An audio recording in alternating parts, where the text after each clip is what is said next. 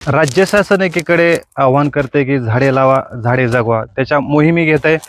मागील 6 महिन्यापूर्वीच धाराशिवमध्ये एक मोठा उपक्रम हाती घेण्यात आला होता. त्या उपक्रमाची लिम्का बुक ऑफ रेकॉर्डमध्ये नोंद करण्यात आली होती. तो उपक्रम म्हणजे मोठ्या प्रमाणात वृक्षारोपण करण्यात आलं होतं.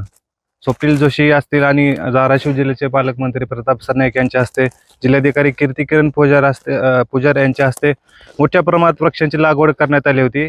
तर एकीकडे आपण पाहत आहे की येडाई तुकाई या अभयारण्यातील या वृक्षतोडीची अवस्था आपण विदारक परिस्थिती पाहत आहे. मोठ्या प्रमाणात जे आहे ते या ठिकाणी वृक्षांची अवैधपणे कत्तल करण्यात आलेली आहे. जे कोणी लाकूड माफिया असतील यांच्याकडून ही जी आहे ती कत्तल सुरू असल्याचं चित्र या ठिकाणी आपल्याला पाहायला मिळते. मात्र या घटनेकडे वन विभागाचं अक्षम्य असं दुर्लक्ष झाल्याचं पाहायला मिळते. कारण या झाडांची जबाबदारी आहे ती वन विभागाची असते. मात्र वन विभागाकडून अद्यापर्यंत कुठल्याही या वृक्षतोडी संदर्भात सर्वेक्षण किंवा एक उपाययोजना करण्यात आलेल्या नाहीत.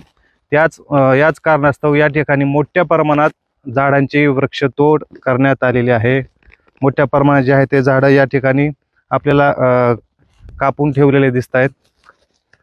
वन विभागाचं या ठिकाणी आपल्याला जे आहे ते गलतान कारभार समोर आलेला आहे. कारण शासनाने जरी एकीकडे झाडे लावा झाडे जगवा अशी मोहीम हाती घेतलेली असली तरी या ठिकाणी मात्र परिस्थिती आहे ते अत्यंत विदारक आपल्याला पाहायला मिळत आहे.